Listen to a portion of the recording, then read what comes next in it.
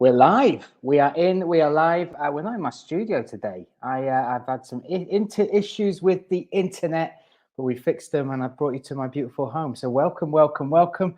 Bryan Lacey here, and I have got 3 winners off the back of the Newcastle card. The card that was Octagon 52. I can see Jonas Magard down there in the studio in the waiting room. We're going to bring him in very, very shortly. But what a card it was! The main card delivered. My goodness, Holtz stepped in one of the walkouts of the year, coming in the Buzz Lightyear outfit, making the walk towards the cage, taking out Corey Fry. What a win that was for him as well. That takes him to 7-0. Corey Fry very disappointed in himself with that performance, but so much support for him and so much love from the Octagon fans that I can see him coming back very quickly. We've got Stuart Austin joining us here after Jonas Magard, after his big win. And I say that when we're talking about big heavyweights. He was the heaviest he's ever fought, 119 kilograms. He stepped in there and he took out Pawash. Aaron Abbey, the flyweight, who has had such a journey in life, yet alone in Octagon, took on Christopher Daniel. Daniel is one hell of a jiu-jitsu player, one hell of an MMA fighter, and Aaron Abbey got the job done. Peñas, that was the first man to stop Matthew Bonner in professional MMA, and all of his fights finished him in the Utilita Arena. And then, of course, we had the main event, the build-up that saw Jonas Magard take on Jack Cartwright, and the build-up was crazy. It had so much hype behind it, so much story, and let's bring in the man that was one half of that and got his hand raised in Newcastle, Jonas Magard. How are you, brother? Very well, thank you. I'm back in Denmark, enjoying myself, getting fat, eating cakes, so I can't complain. I saw a plate of cakes, Jonas Magard, which I showed my daughter, and she was like, whose birthday is it? What was that, all to celebrate your victory? No, it was my grandma's birthday. She turned 80, so we came to Denmark to celebrate her, and I was eating a lot of food, so I'm very heavy right now. Gonna get back in next week, and yeah. Listen, so let's talk about the victory, because it was outstanding, Jonas. Outstanding. I watched the fight back again today, and you were so switched on. Like, your range was there, your combinations were there. It was mind-blowing, the performance you put on. What was it like being in there? How did that fight feel? Because we all had the build-up, we saw the bad blood, the words, but how did it feel when you were in there? I must say, like, I don't know if that whole build-up, like, just made it like, I felt it was such an easy fight. Not to sound cocky or anything, but when I was in there, I felt like I got his timing, and as soon as I got his timing on his jab and I landed that right hand, I just felt like it was such a, maybe because the performance was so good, but it was such an easy fight for me. Like, everything was just working, and my timing. And the thing about, as a fighter, I know I've talked with a lot of fighters about this. When you walk around, you see your opponent in the hotel, you see him before the weigh-in, you see him after the weigh-in, and you're always thinking, fucking hell, this guy looks huge. And I felt that with Jack as well. I was like, damn, he put a lot of weight on already. He looks big, he looks taller than normal. But as soon as I got into that cage, he looked small. He looked fragile. He looked, yeah. And when I got my timing, when I landed that right hand, I just knew it was money in the bank with that right hand, and I just got my timing in, and I just felt like everything was just working out. So it was a clean performance, and that made it a very easy fight for me, I would say. You talk about that right hand, and you talk about getting into range. It was within 15 seconds you landed that first right hand that wobbled him. 100%. I mean, I've seen Jack Cartwright fight a lot. That right hand put him on wobbly legs straight away. Yeah. What were you doing backstage? It was what were you doing backstage? Was that a combination you were looking at? Was that a combination all the way through camp that you saw an opening for? And what were you doing backstage that got you so set and ready for that combination to land so sweet so early? Yeah, so I have a different setups with my right hands and my hooks, and I just felt like I changed a little bit up for this fight with the setup, and the timing on it just got even better than it was. It was already, I was already working on it with the Lopez fight. I used it a little bit in the what is it called, Lima fight as well, and I felt like I just got it down to more perfection for this fight. Uh, but what we were working on in the warm up room was just me beating my friend up. To be honest, like I have my very good friend since like school days, and he's always with me. Crazy Polish guy, Conor Mosakowski. And some of the end of our warm up is should be a touch bar, but it always ending up me just hurting him. So I just want to shout out to him. We got him a helmet for this one. But yeah, but these were the things that we were working on, and we was working on some specific things as well, some footwork thing. But it's not something I've been working on the whole camp. It's just something small pointers that we did in the warm up right before the fight. And I feel sometimes it's actually better to, because we all know the same skills, but sometimes it's better to not drill, but just get it in your mind right before the fight. You need to do this like very specific thing with the footwork we were doing, and it was working so well. He couldn't follow me.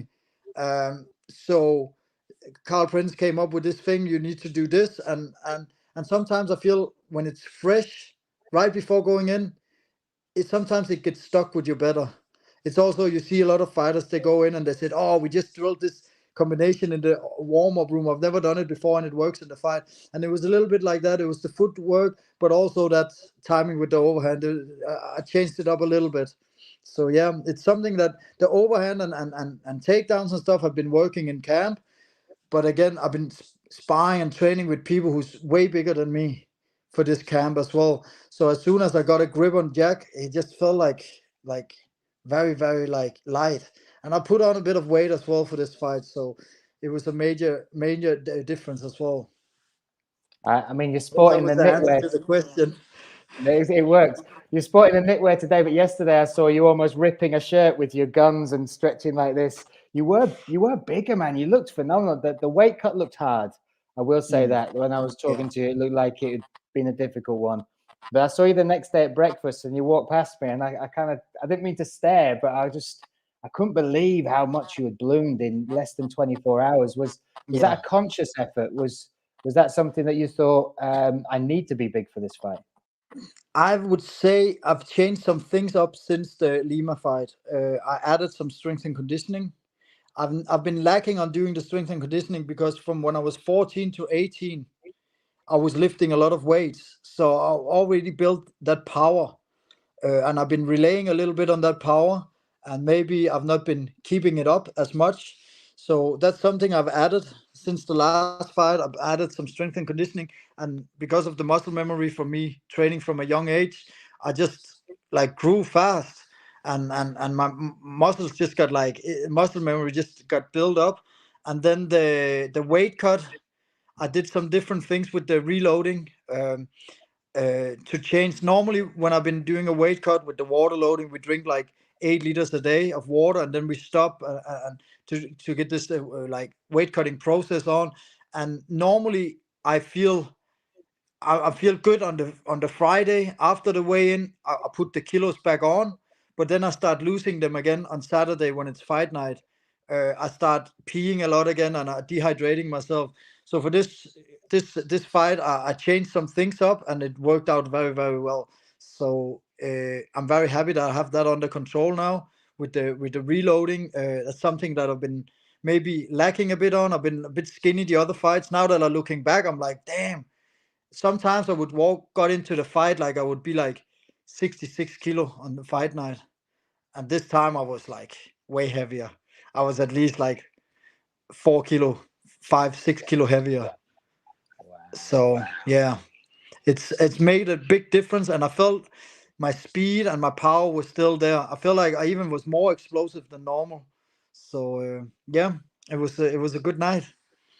The thing we had a couple of messages afterwards, as I do with a lot of the fighters, and I mentioned the size, and you said one of the things that upset you most in the back and forth was he said he was going to be stronger than you, and was that That's the in your one that mind? got Were to you me. like, I yeah? could take all the other things. All the other, he said he has better boxing, better wrestling, all these things. But when he said he's stronger than me, I was like, I'm gonna show this motherfucker. He's not stronger than me. I'm one of the strongest bantamweight, natural strong bantamweights in this division. I know there's a lot of juice heads. I've never done any juice. I will never do it. But I knew when he said that, I took it very personal. He's definitely not stronger than me, and I feel like I got to prove it. I just felt like I could take him down whenever I wanted to take him down. And yeah, it was a different power. The way you mixed it up was exceptional. I mean, everything was, mate. It was a phenomenal performance. Again, even just sitting, that close to it and watching your speed, your power, and the takedowns was, every time I see you get in there, you get better. There was one moment with the buggy choke, though. And again, I don't know how deep that was. And I know they're kind of creeping submissions, but that seemed like the only moment that he kind of had, you on any sort of defensive. How deep was that? Did it surprise you that he threw it up? I mean, talk us through that moment. Yeah, it was there. It was there, and it was deep. I also would not have slammed him, but again, I was very prepared. And I have a guy in my gym in Holland, Combat Brothers, who's been doing this thing to me. So when he put it on, I was like, okay, I was ready for it. It was not like a shock because I've not seen it in camp or not filled it. I had a guy who's doing these things because I knew Jack was gonna come in with some like funky submissions and stuff. I feel like we've broken his game so much down that my defense was on point from everything, from the arm triangle to, and also from what I've been working on from the last fight. Uh, so when he put that in, I was like, okay. I couldn't hear how much time there was left, anyways. But I was like, I'm gonna just slam this motherfucker, and just see how it goes. And I actually wanted to put my arm in between his face because when you slam people, you can knock them out like that. But I didn't manage to do it. But if the time would not have gone out, I would have gone up again and slammed him again right on his head. So I was in a way prepared for it, and in a way not prepared for it, I would say. You described him as the boogeyman. And I mean, this has been a long journey for you two because we kind of documented a bit of it, but you've come up with, and I said it's almost like a collision course. At some point, you were going to meet. It's been a long journey where you've kind of known each other around the different promotions. You're together now. You're fighting on this one. Just describe what you meant by that, and also what you meant by that in regards to Jack Cartwright, because he's dangerous, right? He's unique. He is, as you described him, that throwback fighter. He's a finisher. What was it like going to bed at night, getting ready to prepare for this man? And when you call him the boogeyman, how describe what that meant. It motivated me. It motivated me so much because when everybody says this guy, I'm like, I'm gonna show these motherfuckers, including you. No, I'm just joking. But I was like, it motivated me a lot, and it gave me a lot of drive. I was like, I'm gonna show these guys because I've had a lot of doubt in my career, and it's just fuel for me. And I knew this guy from long time ago, and I was supposed to spar him, and then it didn't happen, and I went there to the gym, and he went home, and there's been a lot of things, and me going to England, there's been a lot that he's always been there. Like Jack is like, like these guys talking about Jack, and he was a bit like I don't know, like home, like a hero around there. So for me to get that respect, beat him, I knew I needed to beat him. I needed to beat him good to get that respect, because I always felt like he was like, I don't know, there was just always Jack, when I was in Manchester. He was always there, and he was a little bit mysterious thing, and I heard some rumors about him and stuff. So he was like this thing, like this boogeyman. I never got to train with him. I've never seen him spar or anything, but there was always this like thing about him. Everybody was a bit scared of him and stuff, even like bigger people, and they're always talking about, oh, this guy hits so hard, he hits like a heavyweight, and he got good wrestling and all these things. So, but that motivated me. I need to get that little tickle in the balls to me to get ready for a fight, and he gave me that, not in a sexual way, but I got that little like okay, we're gonna show. But that's why I'm smiling now as well, because this is what I love about it. Like that little thrill. That's what keeps me up in the morning. It gets me going to the gym and pushing me hard. When people just think it's gonna be an easy fight, you become a bit lazy. But with this fight, it was bigger than the fight is on the paper, because I was going there and you could see it in the crowd. Everybody was with him and booing me, and I just took it in. I just loved it. Like, give me more of that, you know? I've not felt that for years, you know, if ever. And I was like, I was just getting so pumped and so happy in a way. Yeah, it's a bit weird, but yeah. So it meant a That, lot to me, this fight. It was a good one. It was a good fight. And then doing it yeah, in England was even better. Even though I it said I would was. like to fight him in Czech, you know what? It motivated me more to do it in England. I love it. I love it. And you know, from my side as well, because I called Jack Cartwright's fights from when he was amateur, coming all the way through. So I did have questions. I'm not gonna lie. I mean, you said it quite rightly at the end. You proved the doubt was wrong, and I would be lying to you if I didn't say there was doubt in my head that he could beat you. But by the Yeah. end of it, I had my jaw on the floor. I promise you, I was so impressed, and that's what I love about the sport. That's what I love about sitting in the seat that I get to sit in, is seeing those moments, seeing fighters rise to the occasion, and you did that. And there's no like anything I or anyone else said before. It means nothing, because you did what you did in that cage that night, Yeah, and and that that's for why me. we talked about the bragging rights and stuff. I'm not even gonna brag, because it's just there. And the best thing about beating people in their own home country is I get to travel home, and I'm gonna be back home and I'm nobody here, but they're gonna stay home and they're gonna still be the loser. You know what I'm saying? Like, I go there, I take everything from them, I'm just fucking off back home, and nobody give a fuck about who I am here, because even my neighbor don't know who I'm at, what I am, or what I'm doing. You know, but everybody knows in their house, in their country, or in their city or their town, that this guy just got beat by this fucking guy from Denmark. And I love The that. Listen, let's talk about what's next, because I saw you put a post on your Instagram today that said April 20th question mark. I've seen you put out like a poll for your fans to pick where they want to see you fight, who they want to see you fight. I've seen you message Rakic straight again. Lima, where in your heart? What's the fight in your heart? What's the fight you want next, Jonas? I want where the money is. I don't care. I get something out of every fight. Rachi, I want to fight him in Germany. I want to do the same thing again, as I'm known for. And I want to beat Lima, of course. 100%. And I know I can beat him. I watched the fight a million times, me and him, and I just see small adjustments. I was not myself in there.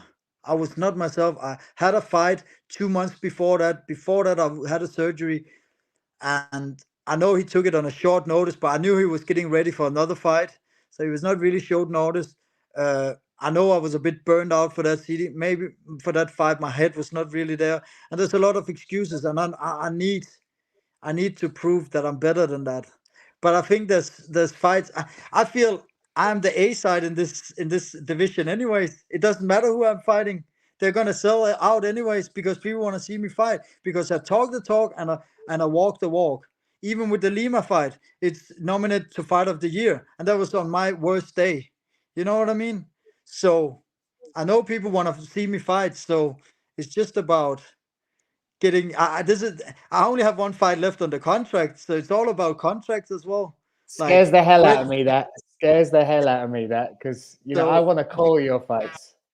yeah, and I want it, but at the end of the day, I have a family. I have everybody to take care of at home, and I know my value. I know I'm every promoter's dream. I talk the talk. I have the look. I have the smile. I punch hard. I can wrestle. I can go to your city. I can beat your hometown guy. And so in the end of the day, it doesn't matter who it is. I would fight tomorrow, but things has to be right. So I would love Lima. I would love Rashi, but I want him.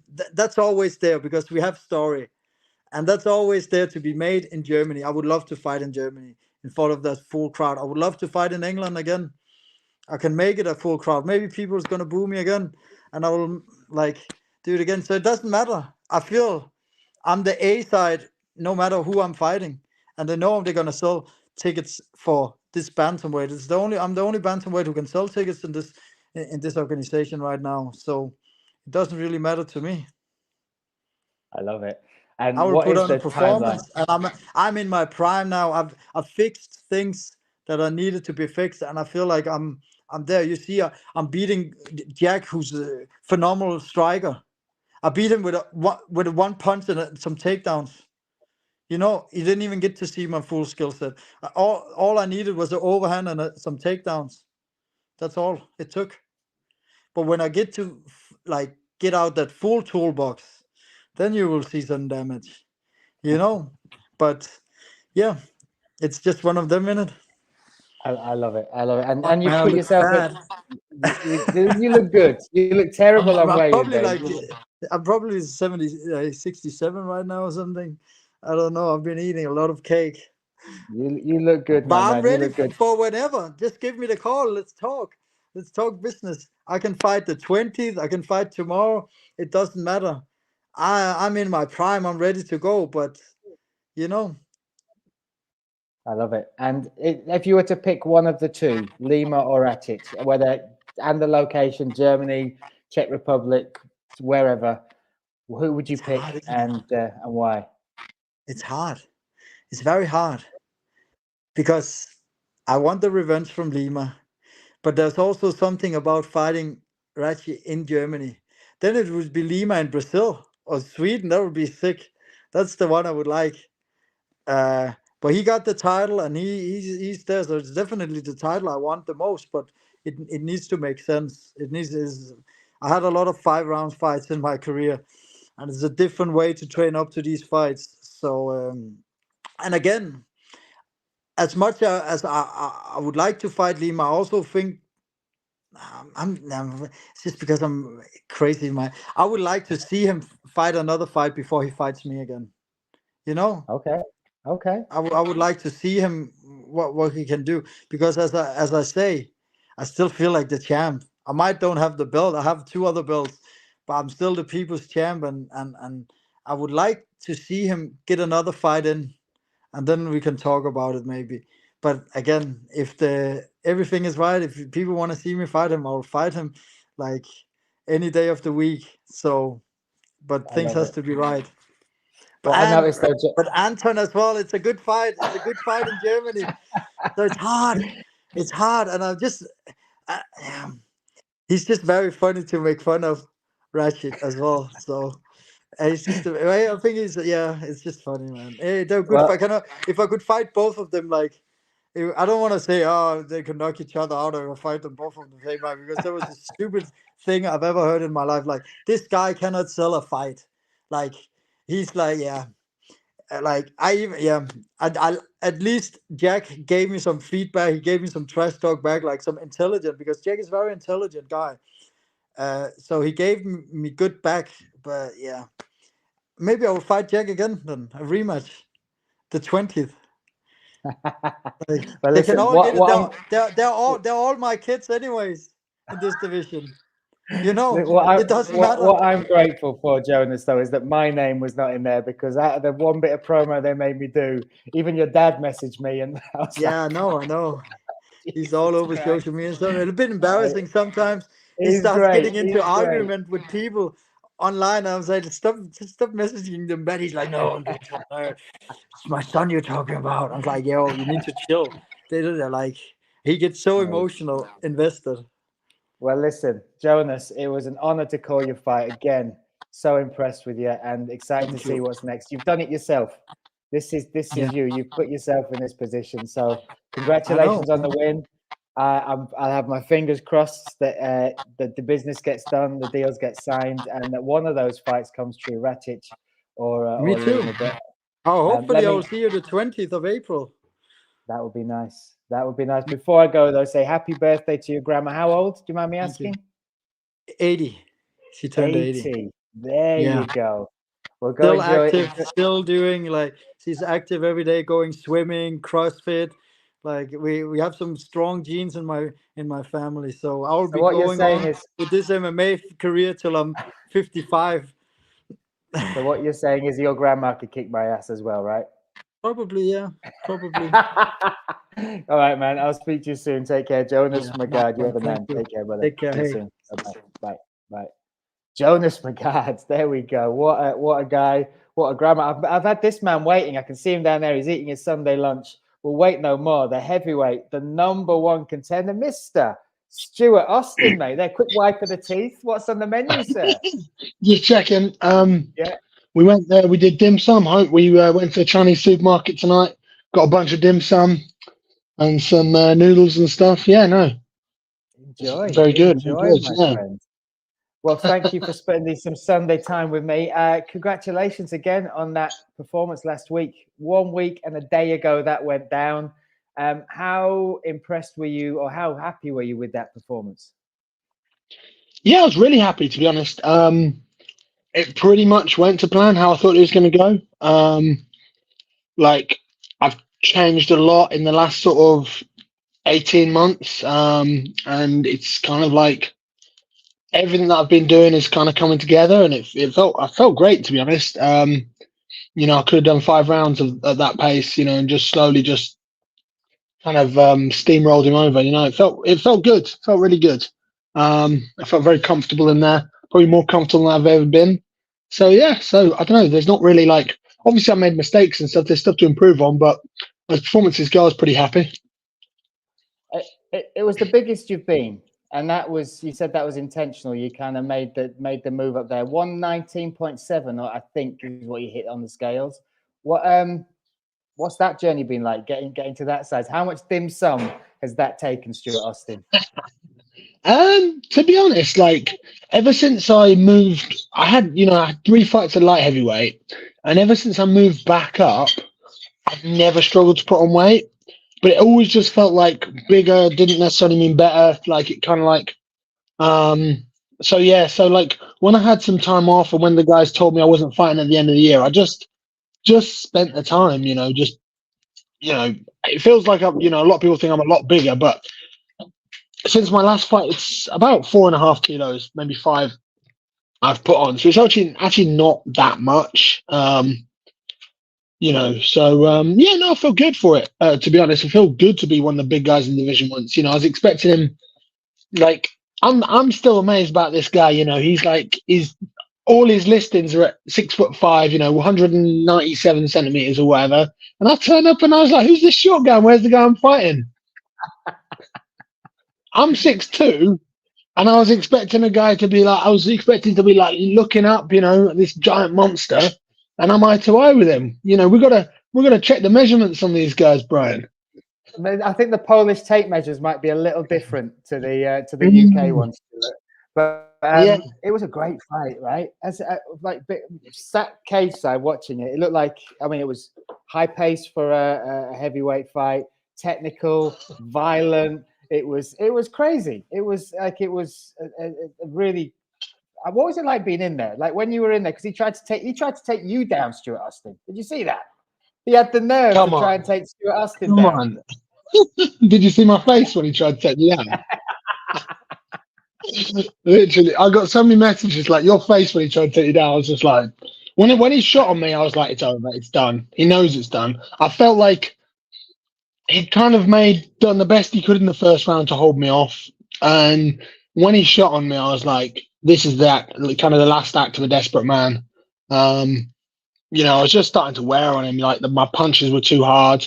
In the clinch, he was just wearing that. I could just feel how much energy he was using in those clinches, and I was mostly just hanging and leaning on him. I wasn't really even trying to take him down for the most part.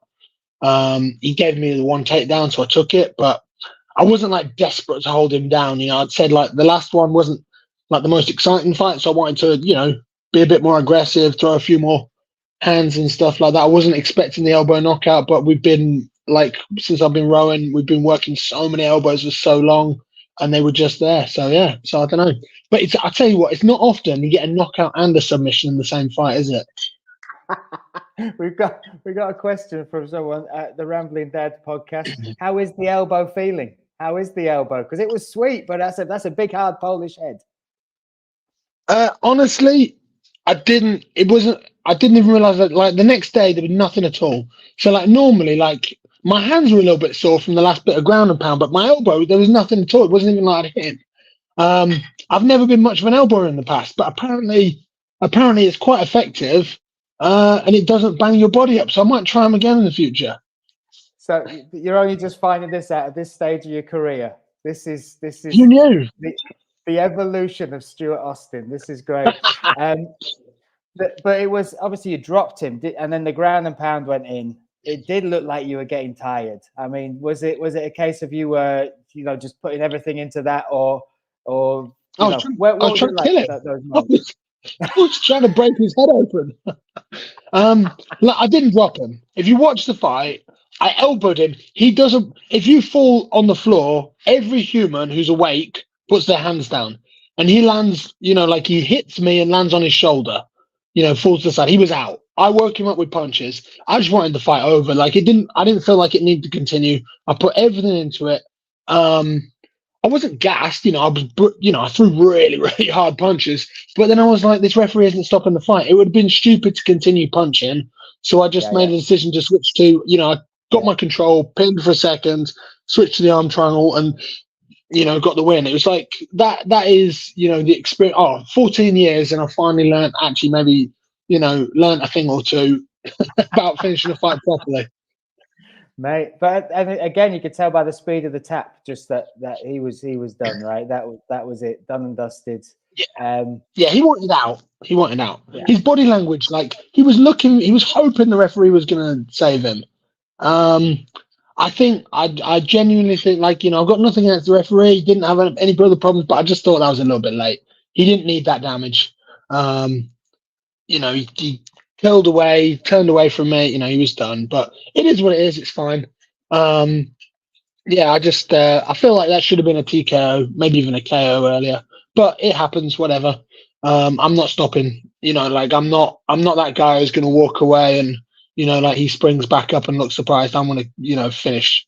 But like, to be honest, I have a very, very strong arm triangle as well.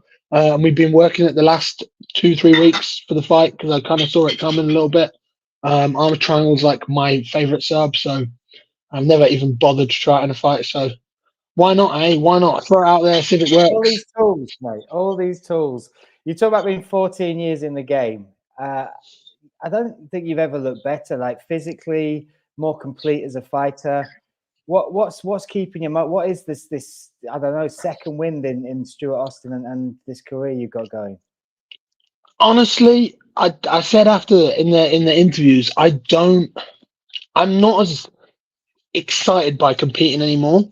And I'm not like, I want to fight all the time now. I really did not want to fight, but not in a way where I'm like, I just can't. It just doesn't excite me anymore. However, at the same time, I feel like I've got so much more clarity when I fight. Like I just walked out there and it was like it was like sparring, but swinging a bit harder.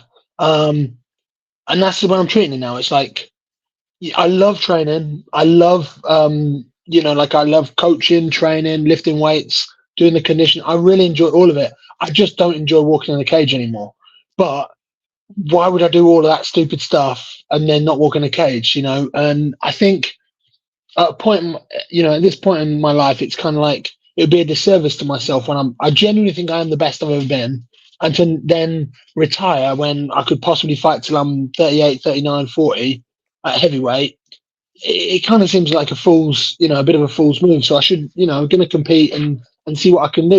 I'm not going to, like, it's just, I don't want to fight doesn't mean I'm not going to try hard, I can still work my ass off. It's just a job, man. Like the actual competition, everything else I enjoy. I love the promotion. I like OKTAGON. I just don't want to have to be the guy to get in there. It sucks. but you are so good. And now that's set you up for this fight with Hatif Moel. That has to happen next, wherever it happens. And this is something you dropped in the press conference that I didn't know.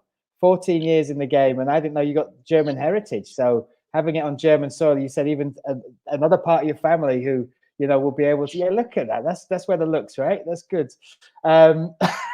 So pretty, so pretty.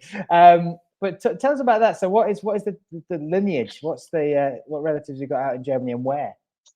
Well, I've got quite a few relatives out in Germany, but it was originally my grandfather. My grandfather came over about 70 years ago.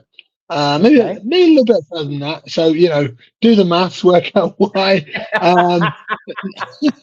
No, my grandfather was a prisoner of war because he was a teenager and he was conscripted at the end of the war and was brought over here, met my nan, and, that's everything else is history. But, there's a little village, Weilheim, in Germany, where quite a few people, look like me, barbarians. No, no, there's a bunch of my family. There's like kind of his whole extended side. Yeah, so I believe it or not, I used to actually speak a little bit of German, and I used to go there somewhat regularly, and I've not been there I fought in Germany over lockdown, but before that, it's over 10 years since I've been there, so my German is close to zero. I can understand a little bit, and Bissa. There we go. There you go.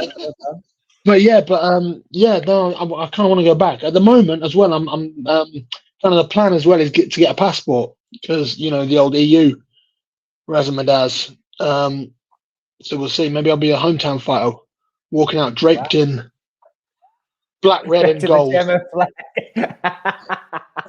The German He-Man. I love it. The next fight is Hatif Moel. It's got to be Hatif Moel for this belt. I mean, what's your thoughts on him as a fighter? You kind of broke him down a little bit in the stylistically as how he matches up with you, but what's your thoughts on this fight and taking on Moel? He's obviously decent. He's got a solid record. What do you think? How do you think I'll match up with him? Do you know what? When you said it, especially with the grappling, I think one of his biggest weapons is getting on top and being that guy or crushing you against the cage. And that's one of the hardest things to do against you. So that's why I like the fight. That's why I like the matchup. Yeah, I think I completely agree. I think I'm a horrible match for him. As you can see, my previous week, my striking is significantly improved. And I'm not just, hitting pads and doing that. I'm implementing it in fights, which is the big thing. Loads of people get better in the gym or hitting a bag or hitting the pads or doing a cool kick, but implementing it in the fight is where it really matters. And I don't think I don't think anyone in the world would think I'm an easy person to take down in the middle or on the fence. And if you get me down, I'm a bit of a problem off my back as well. It's not been very often, but I've got very, very solid jiu-jitsu offensively, and I'm very scrambly as well. So yeah, I don't know. I like the fight. He's a good guy. For me, he doesn't have my strength of schedule. The guys I've been competing against for so long are just, in a different league to what he's been doing personally.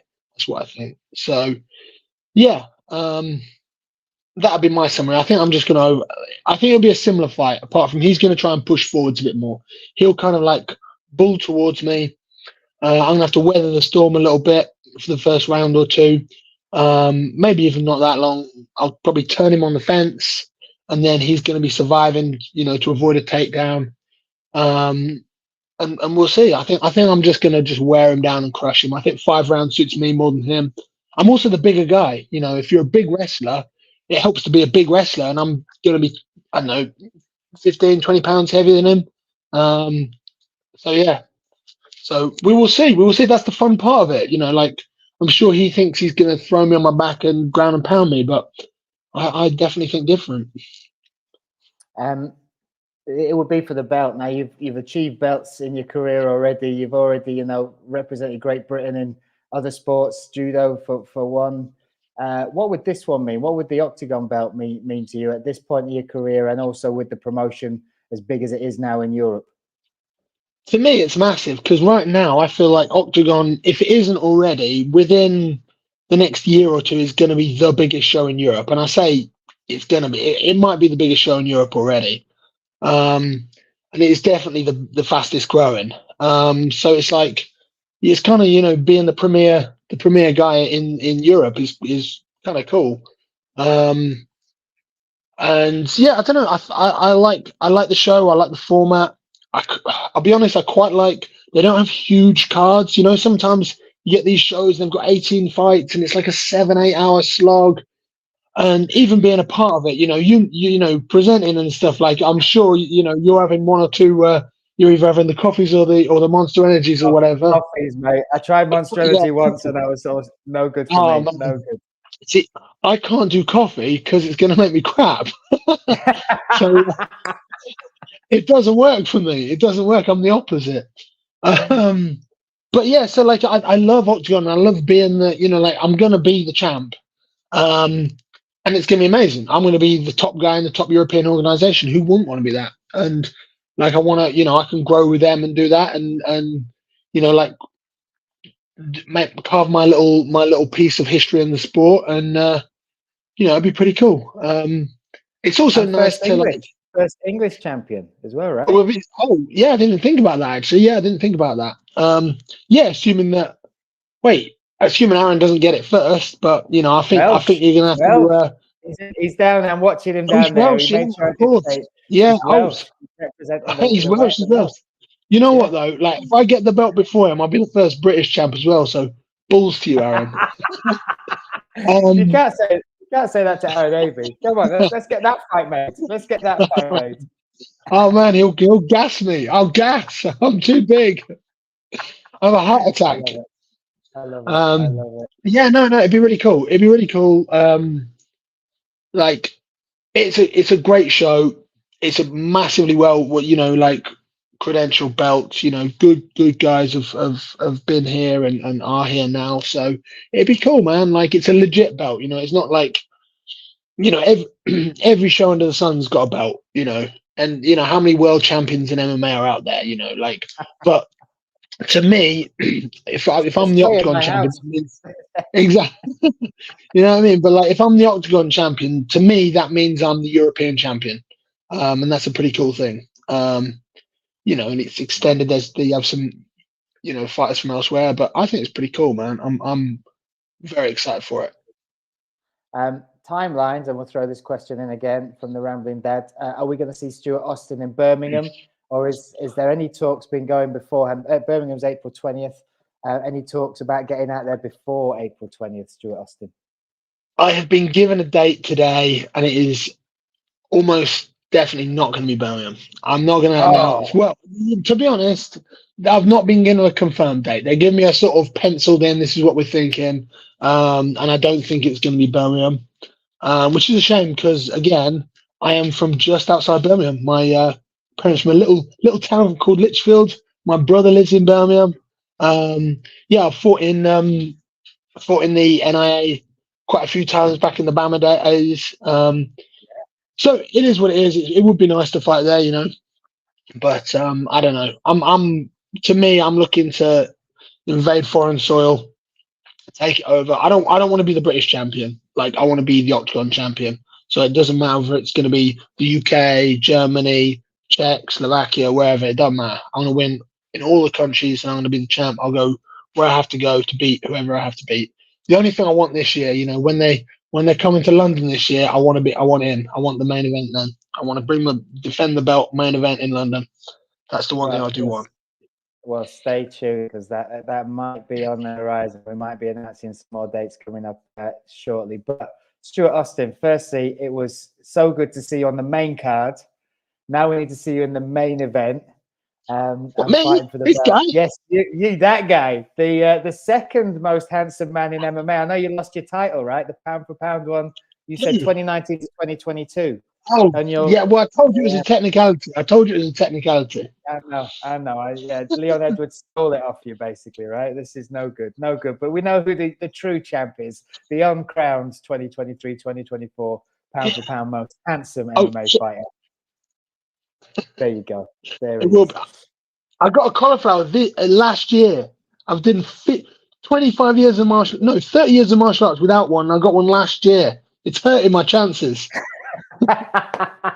I know people with cauliflower faces, so you're doing all right to say you've been doing that My for. brother has a cauliflower face. James Austin has a cauliflower face. Listen, Stuart, you get back to your dim sum, your wonderful evening, and honoured to call your fights, mate, and great to speak to you again, all right? Thank you very much. Cheers, Man, Brian. Thank you. Cheers, man. See you soon. Bye-bye. There we go. He-Man himself. And we might have a new main event coming up. We might have to see him take on this guy, Mr. Aaron. What about that, Aaron AB? The heavyweight's calling you out now. Hey, I'm up for it. Like he said, he'll gas out and it'll be a good night for me.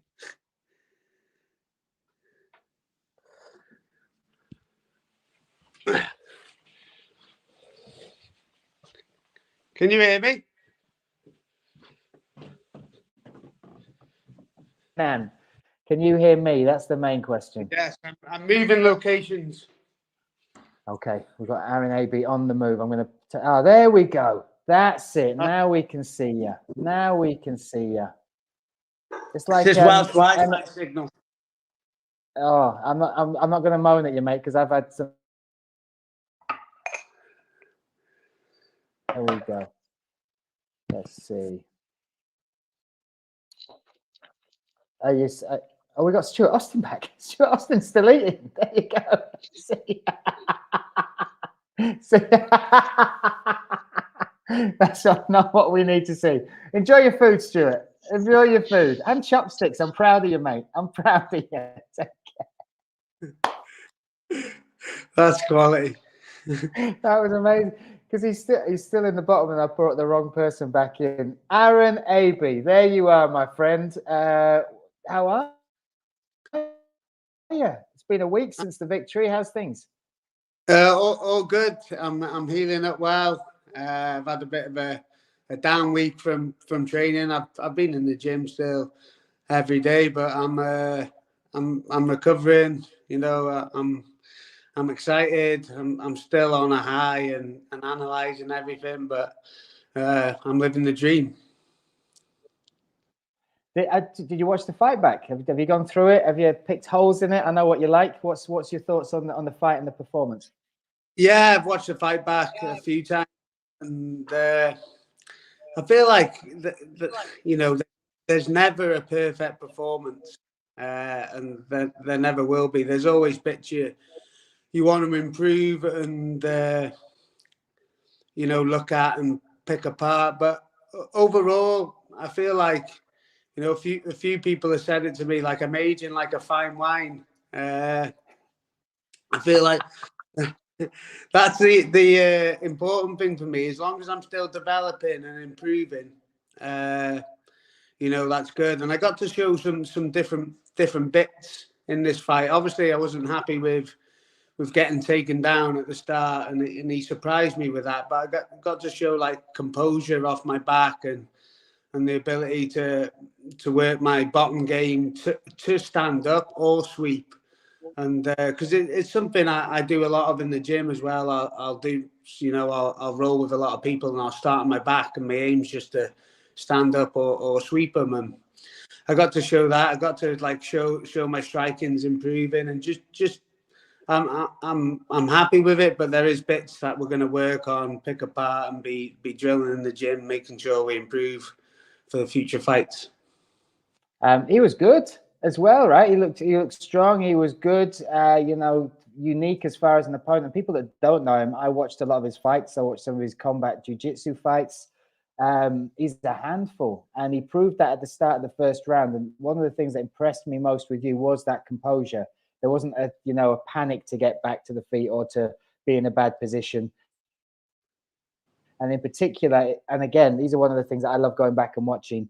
You went for the deep half sweep like 2, 3, 4 times in that fight. But the way you set it up, it was technically piece by piece, getting everything right to make sure that you had the most chance of getting up. It was a beautiful performance of experienced mixed martial arts. So I mean, just sum up what it was like fighting him as the unique puzzle, and also what surprised you most about his skill set or his physicality. Where I am in my career, I know everyone's going to be going to be good. And when you watch some of his previous fights, you can see he's got skills, especially with his submissions. When he catches people, it's just on. It's not like they're in that submission for a certain time and they're trying to defend it and he's breaking them down. He just whips those submissions on. So it's something I had to be aware about going into the fight. And, you know, I wasn't really surprised by his skill set too much because I did know and think he was good. What surprised me was maybe like the tactical application of it, like him getting the takedown, because you watch a lot of his older fights and he doesn't really force the wrestle.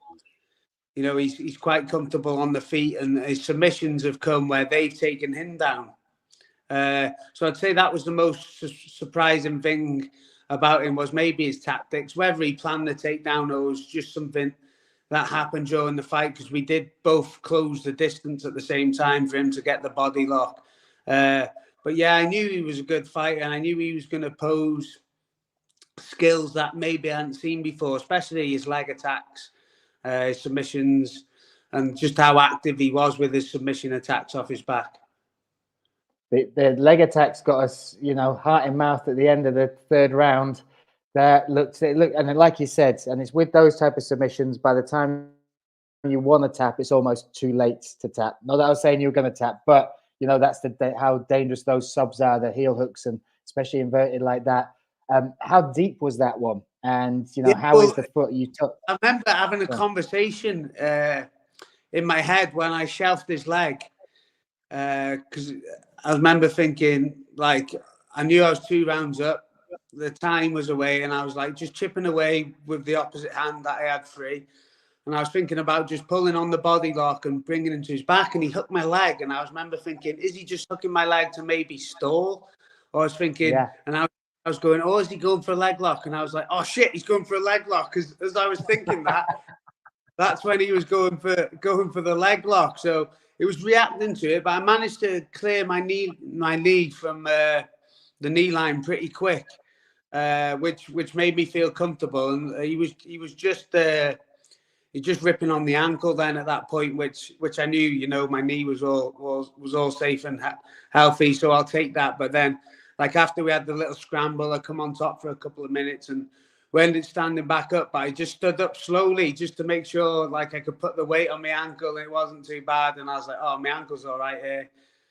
We'll crack on with however long was left of this fight. But yeah, I remember, like, I was having like an internal dialogue with myself when we were in the position, because he hooked my leg and I was like thinking, oh, what's he going for? I was like, should I rush the position?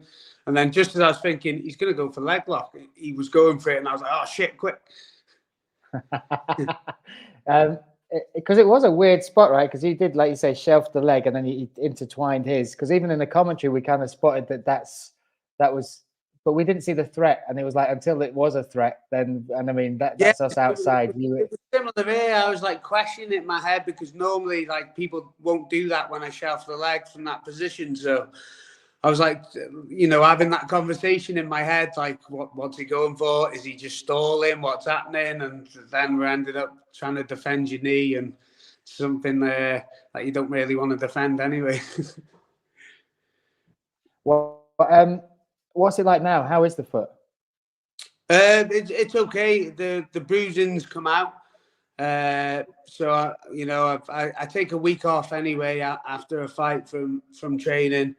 I might have to have a few more days off. I've seen the physio the middle of next week, but you know, it feels okay. I've had a few runs on it to get places or cross the road, and I can walk the dog fine. So it's something that'll be good to go. I think I've got away without anything serious happening. So that's the leg. What's going on with your left eye, Aaron AB? Do you defend every punch with your left eye or something? Because it's like you came out looking great, and then at the end of the round, I turned and I saw you, and I was like, "Is it just the build up of the activity?" Because that was your 6th or 7th fight in 11 months. That was my 6th fight in 11 months and 7th fight in 14 months. So that's insane. Yeah, it's a lot of fights, and I didn't like think about it until someone asked me the other day, and I was like, oh, we were talking about it in Germany with Corey while we were there, and I was like, it's a fight like every 2.5 months, which is For mad. a man that was told he'd never fight again. Yeah, I think I'm just making up for it. But I remember like Volkanovski talking about it as well, and he was saying like he struggles mentally without a fight, and I feel like I just need to know when the next one is, because I'm always in the gym as well. Like it's not like I'm out of the gym for 4 or 5 weeks not training. I'm always in the gym, and as Stuart said in the last thing, he was like, you know, we're constantly training, we're doing this. You got to fight, and I feel like it's a similar mindset I have. You know, especially football, you played once or twice a week, so I feel like I always used to say like about fighting when people used to ask me questions early in my career, that like, what don't you like about it? And I'd be like, well, you only fight like 3 or 4 times a year. So I do like to stay active, and as for the left eye, I think now like if it just doesn't like have any damage, it feels let down. So I feel like I feel like as well I've protected it that much through training camp. I had to test that it still works, so I thought I just wouldn't block a couple of punches in the last round. Tactically, you did tactically. It was a decision. That's the level you're at now, Aaron. That's it. Yeah. Coming into this fight, obviously, it was off the back of the Octagon 48 fight against Garcia. Another outstanding performance. You talk about not having the perfect performance up until the cut, or if you take the cut out of it, that was almost picture perfect as far as a performance. But overshadowing, I won't say overshadowing, hanging over this fight was the fact that if you won, you'd be fighting for the title again. But if you lost, then you'd lose that opportunity. Is there any pressure? Was there anything in your head before you went out, or even in the fight, with certain positions or certain decisions that you made that were affected by, the risk of losing that opportunity? Yeah, definitely. Even in the build-up, I remember I think it was Joanne Calderwood. She was meant to fight for the belt in the UFC, and Shevchenko, I think at the time, pulled out, and she ended up taking another fight, losing, and never getting that chance to fight for the belt in the end. And all those things were like going through my head as well. But I feel like if I would have said no, that would play on my mind more as well. But in the fight, you are like in that mindset of, even like in the third round, just try not to get injured. That and you have to just put that to your back of your head, and it might pop up in there, because you know what's coming next, and the possibility of coming with it, and when it's coming. So you have to just do your best to manage that mindset. And like I always try and go out there in my head where every fight is going to be my last fight. So make sure I enjoy it as much as possible. I go in there, and when I make that commitment to go in there, I'm going in there, leaving it all on the line, coming out dead or alive. But they all go through my head, and then if something would pop into my mind about the next fight, I'd be like, no, you got to shove that to your back of your head. This is the now. Try and be in the moment. And appreciate it for what it is. And, because I always know if I'm in the moment, I'm focusing what's in front of me, that'll take control of what's next. Whereas if I'm thinking about what's next, not focusing on the now, that's when I'll screw it up and miss on that opportunity of getting that title back. There's been an evolution in your fighting, but even the way you talk, like knowing you well and hearing how you talk now about these moments and the experience coming through, I mean, IPC Wrexham must be one hell of a place to be as a young fighter coming through, because of that talent and that experience. Is there pressure with the following you've got as well? I mean, you've got this army behind you, and these people that support you through thick and thin have been there through the darkest of times, and now have stood, filling arenas and following you around the country and beyond. What's that like? What's it like having that support, and is there pressure with that as well? I've you know me, and I've always said about how grateful I am for the support I've had, and makes me who I am right now. But it also fuels me. Even the pressure of representing those people, that fuels me. And I've had conversations with people in the past, and I like say to them, pressure is a privilege, because if I didn't feel the pressure, nothing would be on the line. Like, things wouldn't be motivating me. I'd just be like almost just living.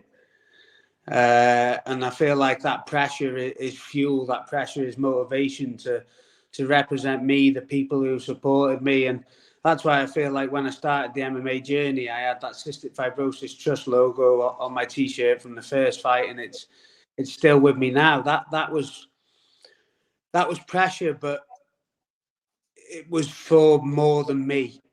It was bigger than just myself, and I feel like now it's the same. This journey and the way I represent myself and representing everyone. So it's a bigger story than just me as a individual, and it does fuel me, and it does, lit a fire under my belly every time that, like, if anyone says something to me, about it, and just, it makes me feel proud as well. That there was a guy in the crowd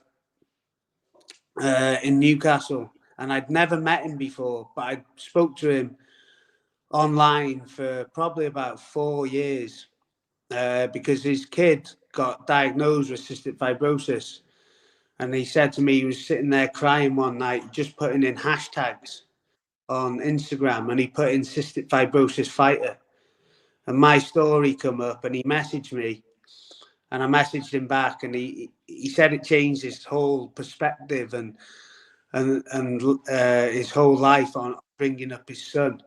And the first time I met him was walking back after the fight, because he come to the fight to watch me. He's from Newcastle. His son had started jiu-jitsu 2 weeks before the fight. So walking back, I just give him my walkout T-shirt, and I said that, and stuff like that, and having those people support me that I've never met before, that's pressure, but that also fuels me. And after the fight, one of the things he said to me, which was nice, he said, I know you've got CF, but he was like, fuck that. He was like, know what you mean? He was like, and then I know you do it for other people, but he said, you go and win this belt for you. He said that should be your goal, and just meeting people like that on the journey, and being able to help them, it does mean a lot. Wow, got me, Mr. AB. Jesus, that's awesome. That is, incredible, absolutely incredible. And I don't think you realize how many rays of light you've spread through being you and through doing what you do. That's an amazing story. That is an amazing story. And let's talk about that belt. Because sadly we lost Carl Weathers this week. And you talk about the Rocky story. But you are making your own Rocky story here. I don't know what news you've had as far as the fight. We haven't. The conversations I've had is it looks like it's Garcia's said yes, but we're waiting for confirmation, as we have been. But it's looking positive. The thing that I took away from the weekend, in particular press conference, is what Andre said, which is, you can't duck me twice. So for me, it feels like, this is going to be for the belt, hopefully with him. But we'll find out, very shortly, I'm sure. What's your take on it? And does it have to be Garcia, or is it now just about the belt? Do you think you've done enough to prove yourself? That a lot of people have used the phrase uncrowned champion. Do you think now it's a case of you just want to get the belt, whether he makes the walk or it's someone else? Yeah, it was always about the belt for me. That was a thing, because I feel like that almost cements my legacy. But I talk about Rocky. I grew up watching like Rocky, Karate Kid, the underdog story, because I related to it, because I felt like that was me. Because that's how I was brought up. Always told you can't, won't be able to, by certain people. So I would watch them types of things. So for me, it was about that underdog story and winning that belt. I said in the press conference after that last fight, that's for the child inside of me who believed it was possible. But as well, I feel like the Garcia storyline and what happened in the first fight and everything that happened since, it's like a fairy tale movie story, the way it's happened. And I've said this, I didn't know how big the fight was until like I was at like PFL and people like Dan Hardy were coming up to me talking about it, and everyone, like, even in Wrexham, what's happening with Garcia. Like, I've been asked about him so many times, and I feel like it just adds to it now. That story with him, it was never about him, like in the first place. And I feel like on that night, where what with the cut happened, that I honestly believe nobody would beat me that night. But like, since it's happened and everything with the build up and the way I felt his team dealt with it, it just makes it that much bigger. I feel like, and it doesn't have to be him for me. It can be everyone, but it can be anyone. But I feel like with it being him just makes it so much more, like, makes it that much more bigger, makes the story even better. I reckon like another couple of 100 people would just come if it was him, rather than someone else. But for me, it's about, achieving that dream, that goal that I've had since I was a kid, and becoming the Octagon champion. And it doesn't matter who it's against. If it's against him, it is a massive bonus. And like I said, people have been talking to me saying like it's going to be one of the biggest rematches in UK MMA history. And like I said, I didn't realize how big of a fight it was until I was at places like that. And there's people like Dan coming up to me saying they watched it and everything. So yeah, it would be perfect if it's him. And the way it's had to happen, taking the risk and a fight again, doing it, calling it Rocky 2. I feel like that would just make it that much more special. I think it completes it, and I think he will take it. I've got a gut feeling, that even seeing that last performance, and the belt's huge. The belt is huge, and fingers crossed we'll get some news on that. You always talk about the belt being split into 1,000 pieces to share it with everybody that's been with you and around you. You got incredible people around you. I think your lady is so amazing, Haley. She's just one of the most beautiful souls that I've come Not too across. loud.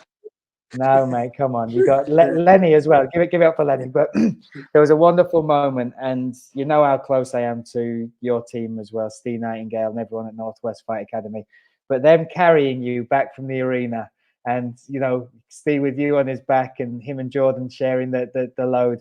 That kind of sums up those guys, those girls, those people in one little action, right? And it's amazing that you are together. And I've never not seen at fight weeks. I've always seen you all the way back from when you were doing ACB.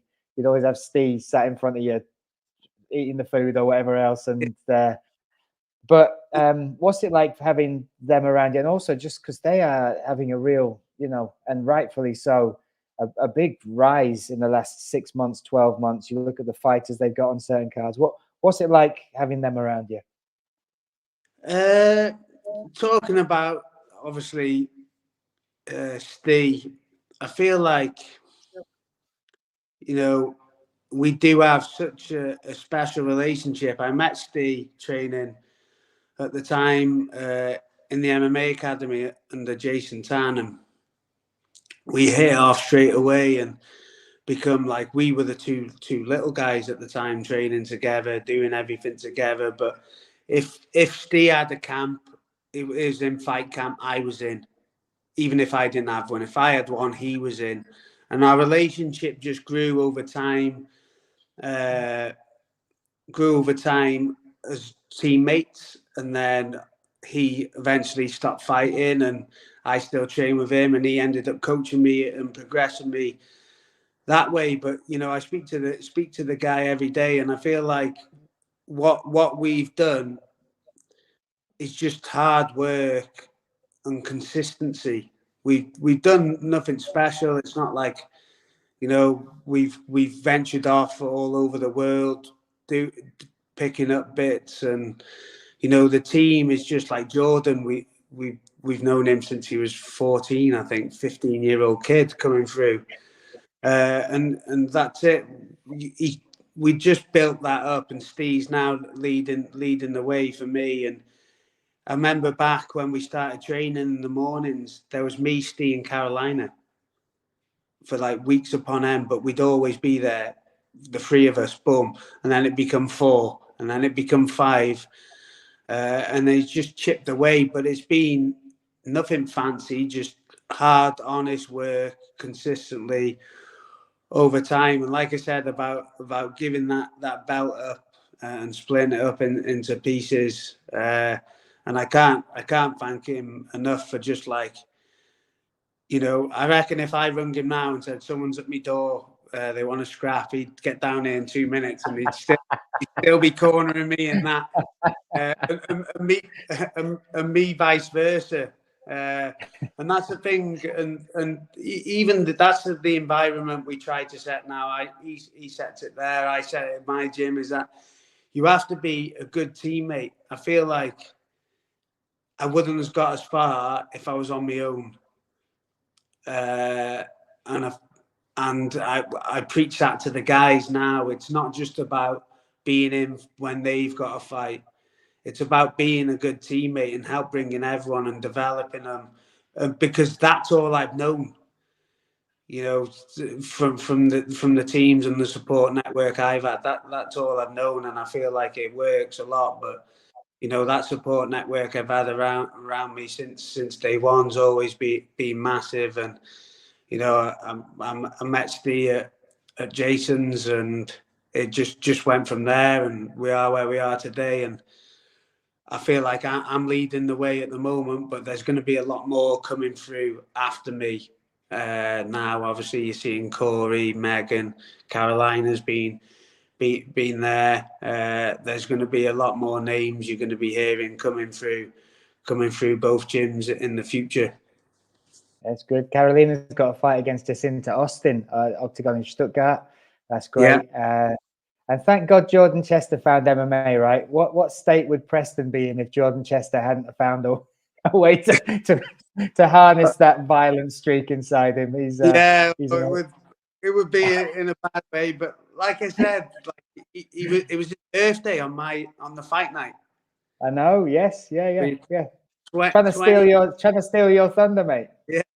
28. His son is 8 years old, and like known him since he was a kid, and he hasn't always been like competitive. He had I think it was a 4 or 5 year layoff from competing, but he was always in the gym still, and he was just always part of the team, and like he just feels like your little brother now. And you know, it just like there's people that you meet in your life and it's just not the same without them. And he's one of them as well.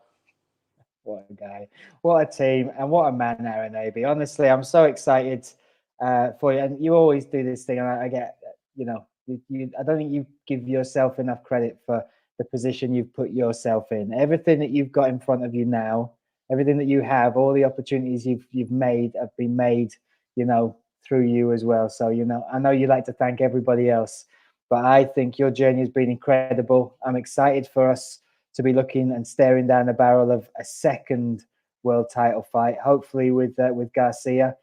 News will be out with that. That potentially could be 20th of April, which is Birmingham. If people are interested in coming to watch that, you can register for tickets at OKTAGONMMA.com. But Aaron AB, thank you for the time. Thank you for being you. And let's have another 17 fights in 12 months, shall we? Yeah, that's the plan. That's what I mean. If it's not going to be April, that Germany card, I know Stuart wants to be on it. We can main event. Let's go. Austin versus AB. I'm going to have a few. God bless you, man. Listen, I want to stay active, and like I said, I also want to. Octagon, we've got a flyweight division now, so I want to make sure it stays relevant and stays busy. And I'm so grateful for the show, the platform, the things that they're doing, and everyone for UK MMA and guys like yourself. It's been great, and hopefully there's a lot more good times to come. There's plenty more good times to come, my man. Listen, Aaron AB, enjoy the rest of your Sunday. Go walk Lenny, and I'll see you soon, brother. All right. Thanks, Brian. Take care, man. See you later. Cheers. The man, Aaron AB. What a guy. What a guy. What a story that was. Oh my God. The guy in the audience. Those are the moments. That is what it's all about. Next up, though, is this card. April 20th, we've announced that George Staines will be on the card. He'll be returning the Octagon Challenge, England versus Ireland champion. Shamrock has signed. Finally, he signed on the dotted line. He will be in Birmingham.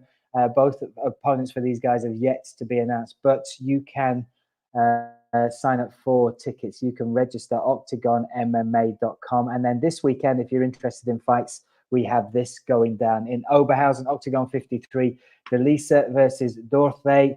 That will be for the strawweight title. The first defense of Katharina Delisa. If she wins that, she will be the most successful female MMA fighter to ever have fought in Octagon. Then we've got, of course, Paleologos versus Dulatov. Dulatov making his debut.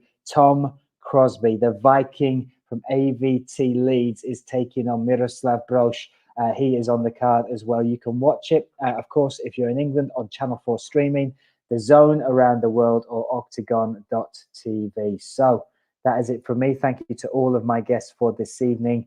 We will be back. Maybe we will be talking to some people this week. Shamrock, hopefully George Staines, and maybe the new signing, the guy that's making quite a stir, Will Flurry. We're going to try and get him signed up as well. So stay tuned. Thank you again for watching, and enjoy the rest of your Sunday evenings.